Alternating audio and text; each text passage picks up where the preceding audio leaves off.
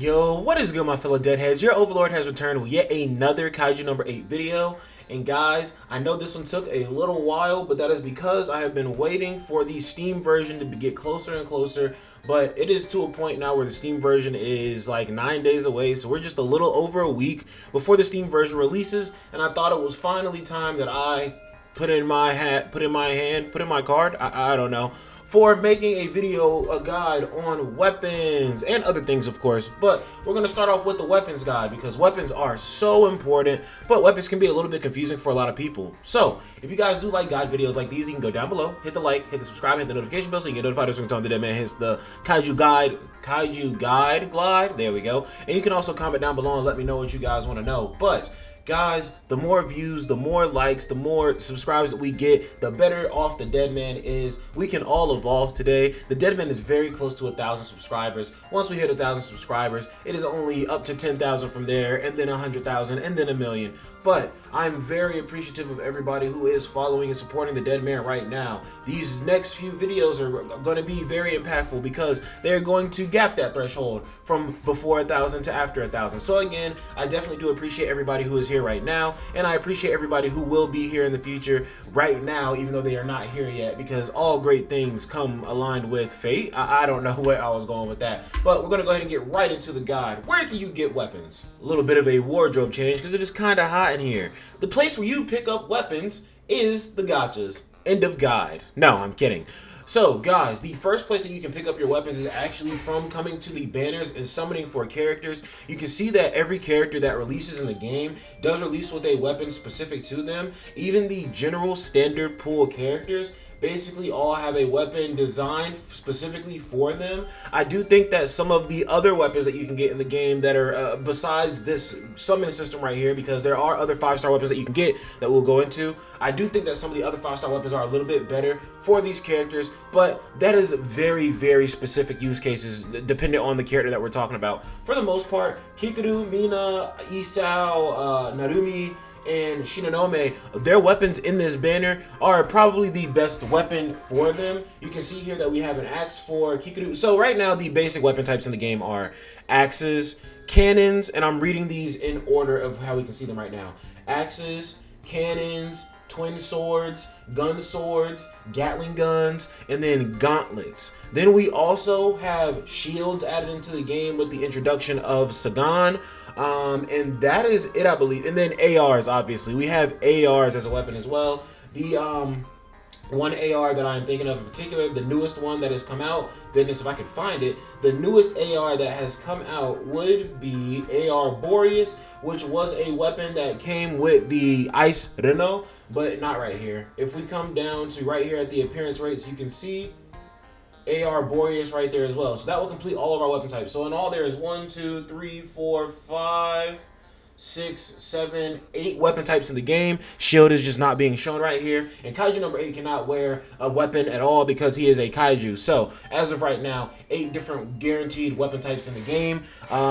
Everything that is outside of the shield is available from the pickup gachas. You can pick up 5-star, 4 stars, and 3 stars in the pickup gachas. The 4-star and 3-star versions are obviously not going to be as good as the 5-star versions, but they can get the job done until you can pick up those 5-star versions. You guys see that I have a gacha metal exchange points right here, and that is for the standard banner as well. If we actually come to the standard banner gacha metal exchange, you can see that I can exchange for any of these weapons for 150 points, and any character is 250 points. Just some values to keep in mind for you. But if you come over to the pickup metal, which is going to be like the, not the limited banners, because the only limited banner right now is Sagan, but the release banners. You have the standard banner characters, and then you have the release banner characters who are releasing after the game's initial start, right?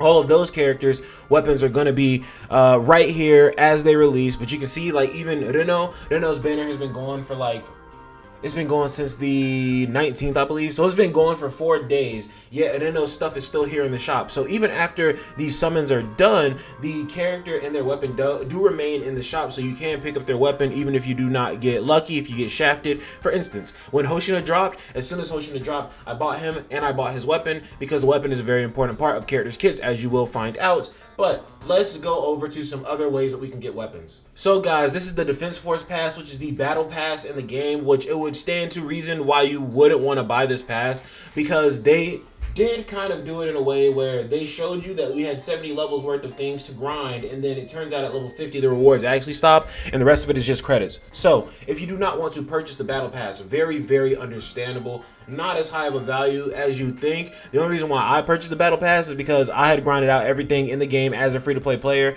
and then I had decided, you know what, I'm willing to spend money. Where are some places that I can spend money? And you will find out very quickly about this game, there's not a lot of different things you can spend money on. For the most part, it's just buying diamonds or dimensional crystals, but then the dimensional crystals conversion rates into other things just not desired. So I feel like it kind of deters you from purchasing too much in this game, unless you're just trying to straight up summon like an addict.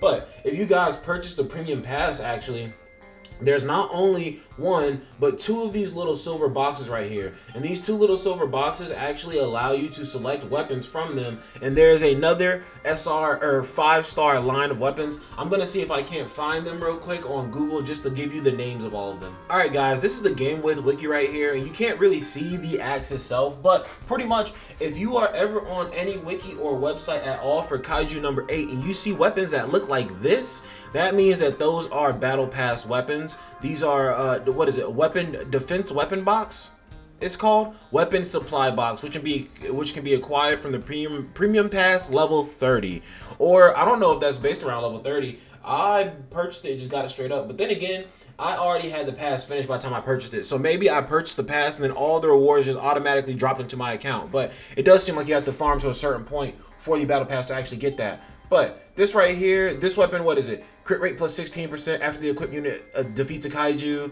applies attack plus 18% for 2 turns to the equipped unit. Like, even just from looking at that right there, these are 5-star weapons, and that's a really basic effect. A lot of these newer 5-star weapons that you see coming out say something like, okay, it provides a stat that is excellent for the unit that it is for. It has one effect that's at least a little bit more prolific than this, and then they usually have like a second effect on them. Like if I showed you the Susanoo sword for the new potion that dropped, you'd be like, well damn, that's a world difference, right? So I don't know that these weapons are really worth it too much. If you were buying the battle pass because you were just buying the battle pass and you plan to buy the battle pass anyway, then I don't think that these weapons are hurting you too much. But if you're buying the battle pass specifically for these weapons, your investment may be well spent somewhere else, simply due to the fact that these weapons are a very high level of commitment. For you to max out these weapons, because you need 5 copies of a weapon altogether to max it out. To max out this weapon, that would mean you need to purchase at least 3 super premium battle passes or 5 premium battle passes to get 5 of those weapon boxes and actually max out one weapon, let alone working on the other weapons that are actually really good from the weapon box, right? So I don't know that these are going to be the most impactful weapons for you, just because again they are battle pass weapons. But this one is the axe right here. I can go through the rest of them real quick. This one is the AR Cronus. This one is an assault rifle. This is one that this is the reason why I not bought the battle pass, but the battle pass is what I bought to get the 2 boxes, and then this was the weapon that I picked up actually because I was using it for Reno until I actually summoned his weapon, the AR Boreas. And that is another reason why these weapons are very high investment, and I do not recommend these weapons, because even if you are willing to spend the money to purchase all those battle passes and get all the copies of the weapon, as soon as you summon the regular weapon that is supposed to be with the character, typically it dwarfs the weapon that you spent direct money on, and then all of a sudden your money is wasted, or I guess not wasted, but then you're just looking for another character to put the weapon onto. But I can't front on you, I know everybody doesn't play like this.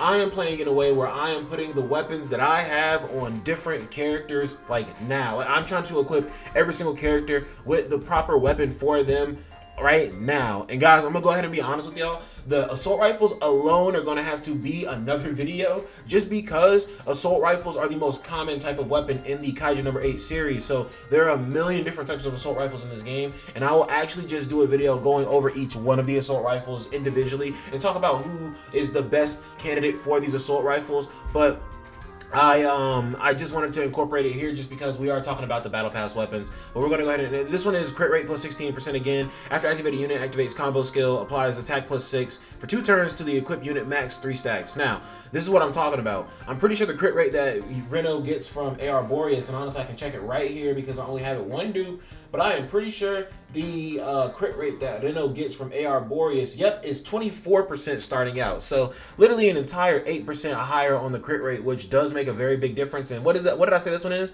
After the equipped unit activates, combat skill applies attack plus 6 for 2 turns, 6% plus 2 for 2 turns to the equipped unit, max 3 stacks. Okay, let's read AR Boreas. Crit rate plus 24%.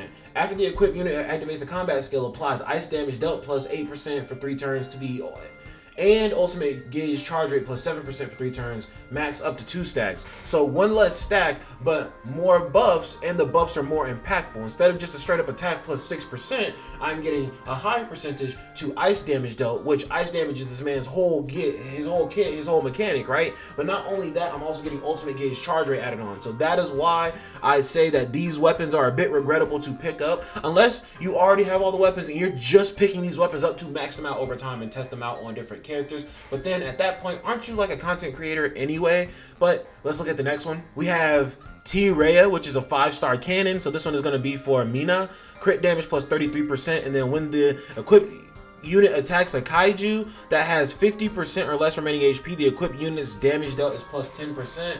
I just want to use Mina again as another example to look over her shit. So instead of it being crit damage, it is shot damage, which is going to be more impactful because Mina does have a mechanic where she gives herself 100% crit rate for a turn as long as she stacks up her focus, and then she loses it.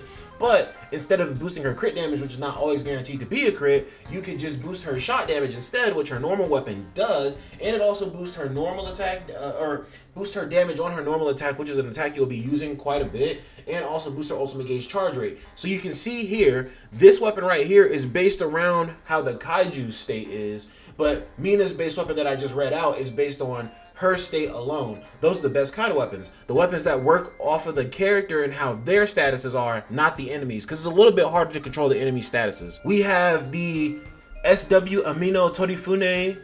This one is crit damage plus 33%. After the equipped unit attacks a core exposed Kaiju, applies damage dealt plus 10%. That one is probably the best for the new Hoshina, but again, the new Hoshina swords are better than that. I'm not going to go over his weapon. I'm not going to keep doing it. We have the gun swords, which this one, let's see, crit rate plus 16%. If there are 3 or fewer Kaiju on the field, the equipped unit's attack is 18%. Yeah, don't know that I like that. Don't really like stuff too much that is based on the number of Kaiju on the field, because my boy Nadomi rips through everything no matter what. Let's see, what is this one? This is the Gatling gun. Crit rate plus 16% each time the unit attacks 1 Kaiju, applies attack plus 2%, equipped to the unit, max 10 stacks. So I'm not going to say that this is better than Ren's base weapon. I will say that this is a nice option for Ren, because I did my breakdown video on Ren and divulged that she is one of those kind of characters that can be built many different ways.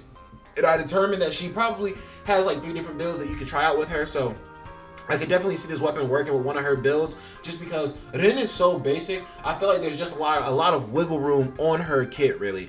But her being that basic, that is her uniqueness. Since she is that basic, that's the first character that I've looked over and I could build 3 different kits. I could think up 3 different kits for her, like legitimately, and be like, okay, I can see all these kits working in different reasons, versus those other characters where you're like, okay, either crit rate or crit damage. Is that 2 different kits, or are you just focusing damage in a different way?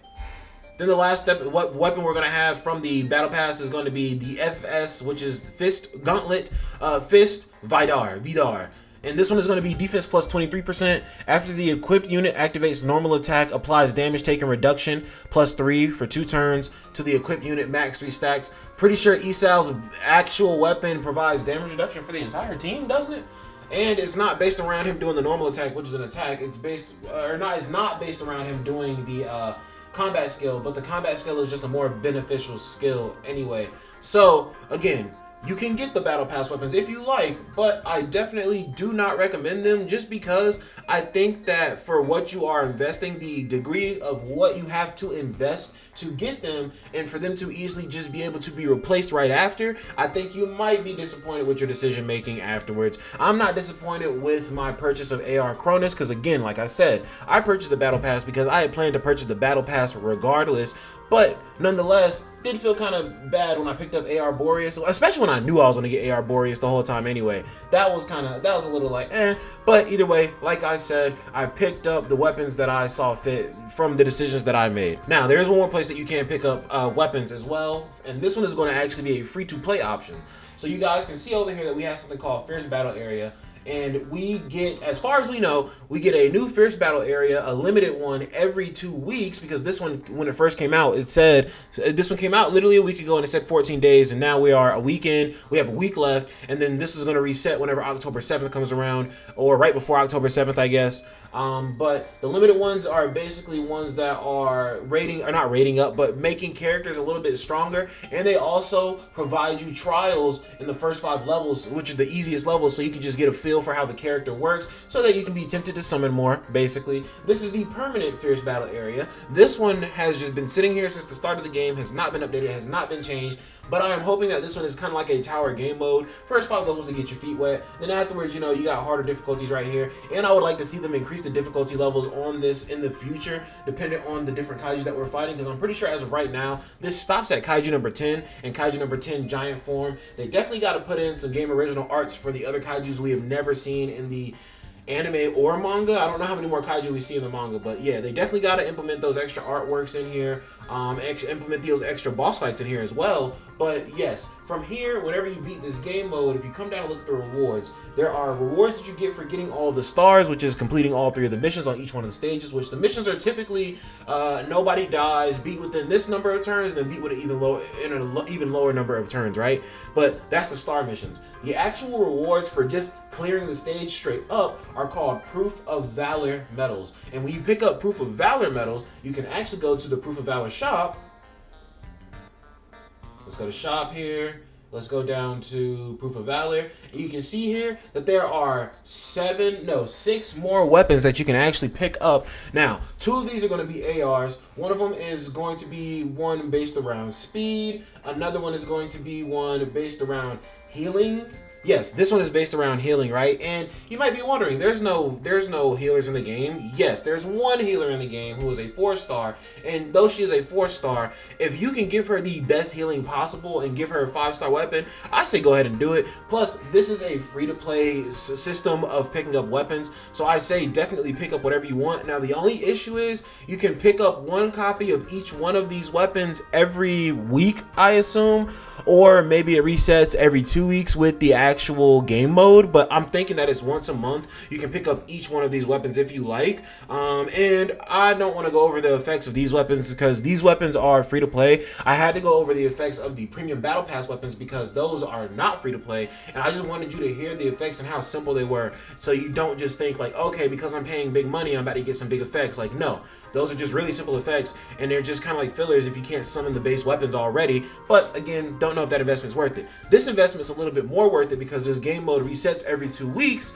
So since the game mode resets every 2 weeks and you can farm up these medals and you can kind of pick and choose what you want throughout the month, right? Not like the regular weapon exchange, which if you look at the regular weapon exchange, you can only trade out for one of these weapons once per month altogether. The Proof of Valor shop will allow you to buy each copy of each one of these weapons in 1 month if you have enough currency to do so. I've beaten all of the Proof of Valors, or I've beaten all of the Fierce Battle areas to the highest level at 15, at 45 stars, at level 15, all cleared out and everything. And so far, I've only been able to purchase 2 weapons from the Proof of Valor shop. I'm hoping that they give us more stages in one sitting in the future so that I'm not just sitting on an extra 100 medals in this shop, or maybe they just give us more rewards in this shop to pick up as well. Maybe they could add a shield in here, and maybe they could add some gauntlets in here as well. Not sure, but it seems like right now shields and gauntlets are not weapons that are just commonly being recycled, or not recycled, but not just being made a bunch of different variants. Like the swords have a couple different variants, the ARs have a lot of different variants. When you look at the gauntlets, not a lot of different variants, only the 5-star, 4-star, and 3-star version, because Esau is already like past in this game, so he's not getting more he's not relevant in getting characters right now as far as we know, unless they want to do some homage to him for an anniversary or some shit. But then we also have the shield, which is not getting weapons right now in these little shops because it is still the first month of the game, and that is a weapon that came with a limited character. But you do have another option for picking up 5-star weapons from this shop right here. Now, I looked at this weapon exchange right here, and you guys may be wondering, how do you get these little crystals? Now, we can finally move from how to get weapons into, I guess, breaking down weapons too, because this is still, I guess, another aspect of how to get weapons. I was actually selling myself on this because I was farming a bunch of Kaiju Might whenever I needed to level up a weapon, and I had failed to realize that I had so many weapons here that I could literally just be scrapping my weapons to get more Kaiju Might. So Kaiju Might is a material that you need to work on weapons and boost them, and if you go all the way, I don't have any 3-star weapons because I already exchanged all of them out, but basically if you exchange, where's Kaiju Might? Kaiju Might is this material right here. If you exchange a 3-star weapon, it trades 1-to-1 for this Kaiju Might right here. There's nothing you can trade, as far as I have seen, that there's nothing you can trade for this tier 2 Kaiju Might, because if you trade in a 4-star weapon, it jumps you straight up to the purple version. Oh, I'm sorry, that's not a Disassembly. It jumps you straight up to the purple version of Kaiju Might. Now, guys, this is a very insane bag right here, because the 4-star weapons are going to come to you very, very easily while you're summoning. So after you get all your 4-star weapons up, I would say rule of thumb is get all of the 4-star weapons to A4, because that is the highest ascension. Don't worry about saving any extra copies of them, because again, they are 4-star weapons. They are very easy to summon, right? You can see all these 4-star weapons are just unstarred down here. The only 4-star weapons that I would say save extra copies of are most of the ARs, just because the ARs are the most versatile weapon type in this game, and you have a lot of SR characters in the game that can use them. So you're going to be switching it out amongst your SR characters while you slowly accumulate more and more 5-star while you get more 5-star weapons over time, and be able to replace, you know, all of these 4-star rifles with 5-star rifles. And who even knows if you're trying to give all of your 4-stars 5-star rifles? That does sound a little crazy, I'll admit it. But nonetheless, I'm about maxing out my characters to the best of my ability. And if there's only one healer in the game, and the healer is a 4-star character, then hey bro, the healer is going to be looking 5-star wherever I can make her look 5-star, since that is my best option for a healer in the game. But nonetheless, if you trade in a 4-star weapon, you actually get 2 Kaiju Might per 4-star weapon. If we take away this weapon right here that we have selected and trade in a 5-star weapon, which I have a lot of extra copies of 5-star weapons. Narumi's gun sword for me is A4, and then I literally had 5 other copies of it, and I literally already scrapped one of the copies. And before I scrapped the rest of the copies, I was like, let me go ahead and make the weapon guide video, because it could be something good to show on video just so people understand, right? But if you trade in a 5-star weapon, that gives you from 2 to 12 Kaiju Might. And you can see for every 5-star weapon you trade in, you get one of those crystals. Now, it does suck that you can only purchase one weapon from that shop a month, which I don't even understand why they limit the amount of purchases you can do in a month, because I can't front on you, I'm trying to get these weapons maxed out for real. If they just allowed me the access to do it, I would definitely just purchase the rest of these copies of these weapons. Like, there's not really many, like, okay, all I need is one Gatling gun and one gauntlet for this man Esau. But whenever they decide to add shields into the shop, you know, if I can buy that shield, then I'm instantly maxing out Sagan's shield, because Sagan's goated. We got more 5-star weapons down here. We got the axe not even fully worked on. We need another duplicate of the sword down here. Some of these weapons are definitely battle pass or proof of valor weapons too, so it does not apply to them. But nonetheless, I have quite a few extra weapons just sitting around. Like, if you look at the cannon for Mina, I got 2 extras up here, right? But pretty much my whole thing right now is, if I have a 5-star weapon A4, I'm going to save 1 extra copy of the weapon right now and trade in the rest of the copies, because if they ever do anything where they add Ascension 5 to weapons and add, you know, a new level of, not Ascension to characters, but a new level of level cap, right? I can see it. They add Spec Ops 5. By the way, look out for some Spec Ops 5 content coming soon, I think. I think Spec Ops 5 is coming soon, I don't know. But if they added Spec Ops 5, right, Spec Ops 5 could keep you away from getting your characters to level 120 and A5ing your weapons, right? So you could definitely stand to reason and say that you definitely need to be keeping extra copies of these 5-star weapons, which I don't disagree with. This is Akatsuki we're talking about, and Akatsuki runs Dragon Ball Z Dokkan Battle. Let me tell you a little story about Dragon Ball Z Dokkan Battle.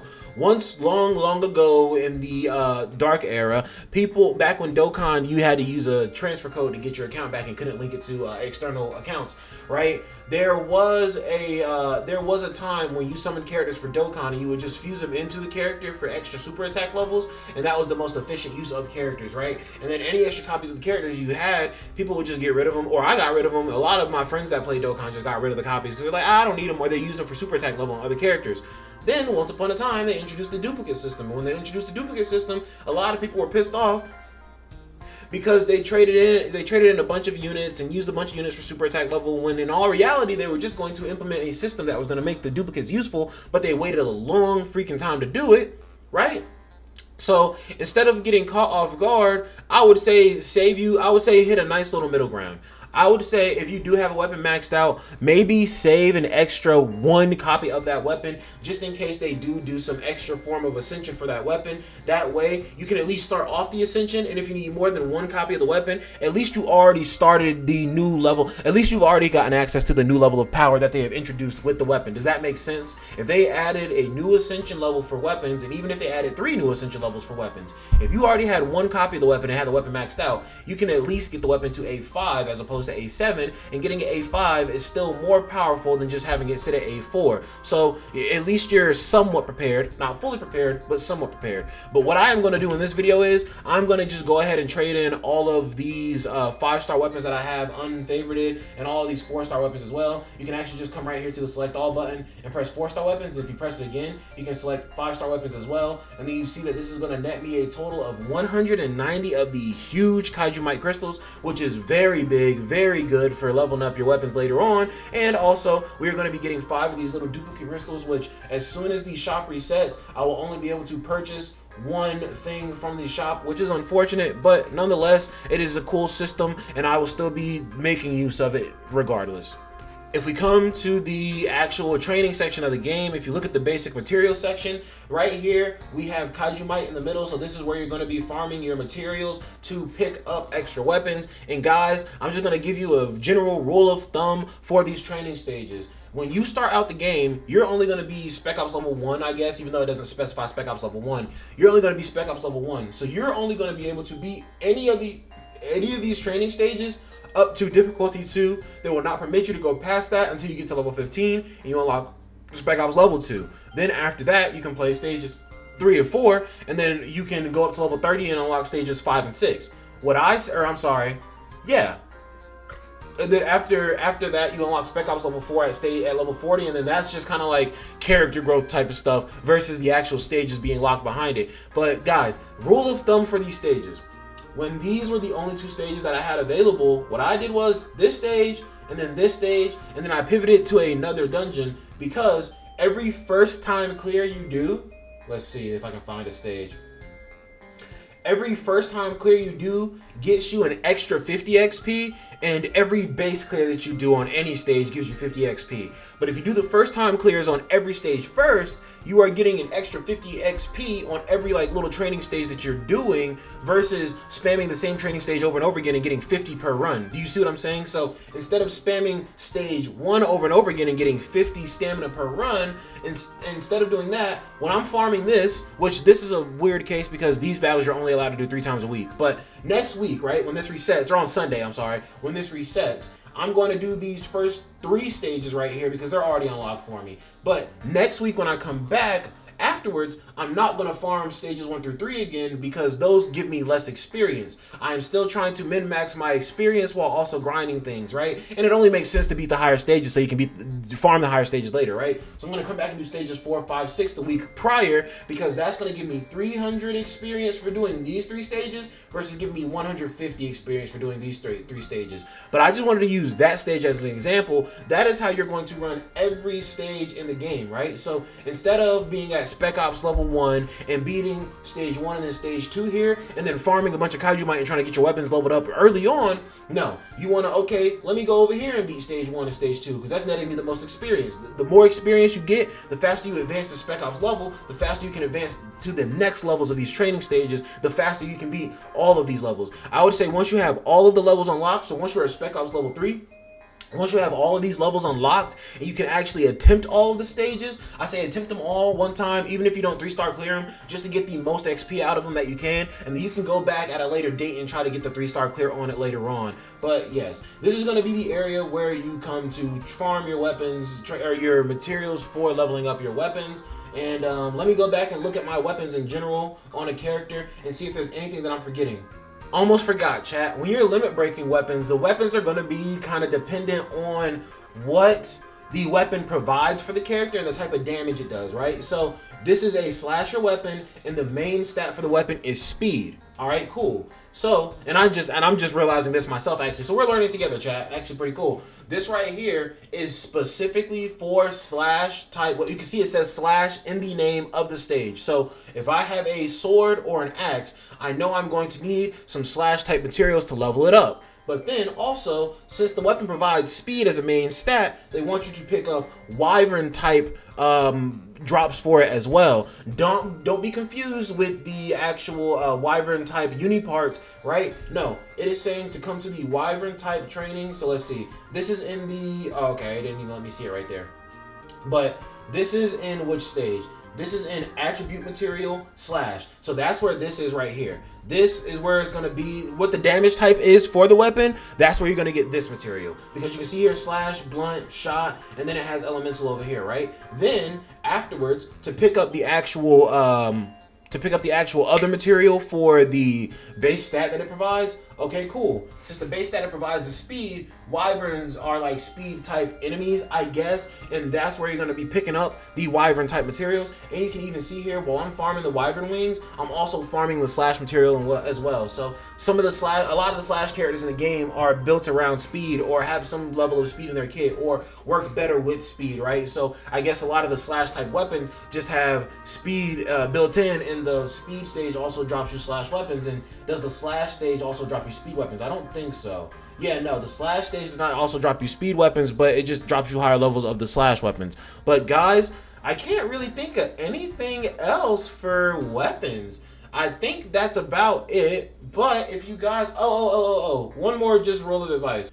When you level up your weapon, you do not level up the actual stat effects of the weapon at all. You just level up the base stats that you are getting from the weapon, the HP, attack, and defense. What levels up the actual base stats of the weapon is actually getting the ascension on the weapon. You can see here, if I tap ascension, it gives me a breakdown of what higher percentages are going to change. The blue percentages are the percentages that always change whenever you ascend or change anything. But yes, that is actually it for my weapon guide. If I missed anything, please do go down below and let me know. I have not done a guide like this on a gacha game in a long time. I'm more of a loosey-goosey, relax, enjoy myself type of player. Damn, I got the pearly whites out.